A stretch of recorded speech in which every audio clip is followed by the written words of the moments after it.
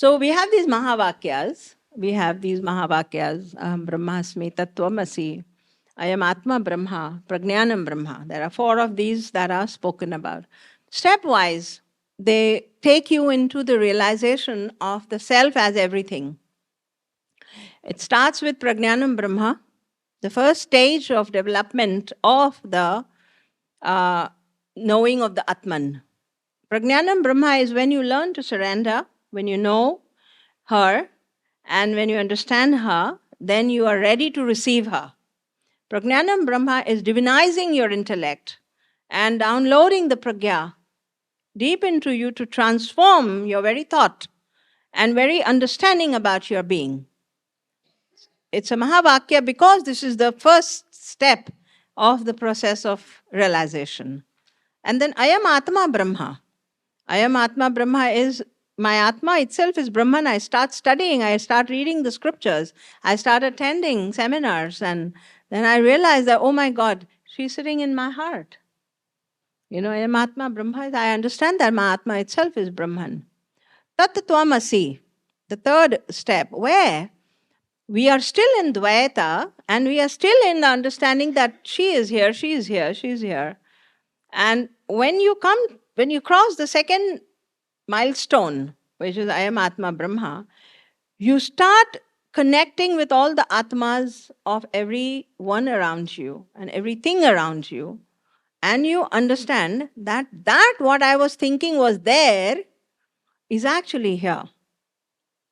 That what I was seeing everywhere is actually showing itself inside.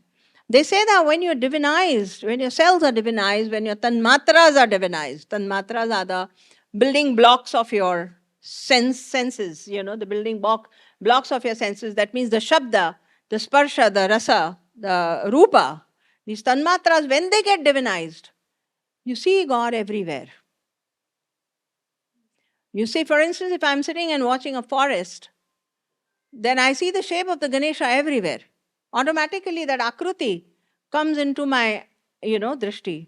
Anything, if I look at here, I can make a tusk here, and it just comes because your tanmatras are loaded with the light, with the deity that you believe in. You see that everywhere. So Tat Svam Asi is a realization where you understand that this is all being shown to me because it's here. Because it's here. And the final realization of Aham Brahmasmi is a very difficult one.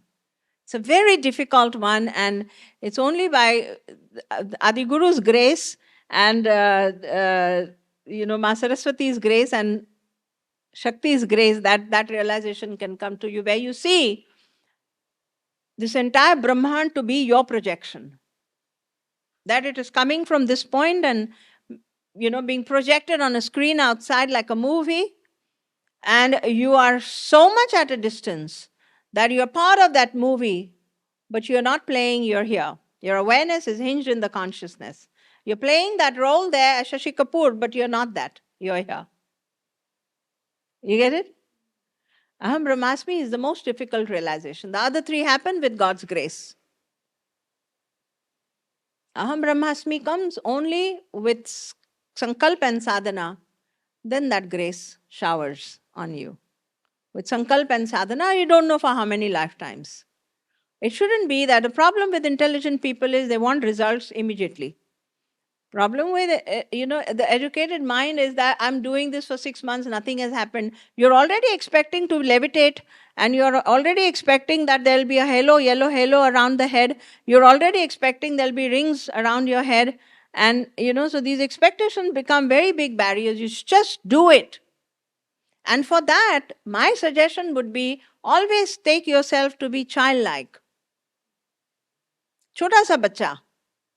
A small child, if you imagine that I'm a small child and God is guiding me, divine is guiding me, holding my hand, it's the easiest way, to let yourself excuse of all the blunders that you do, you get over, all the blunders that you do on the path.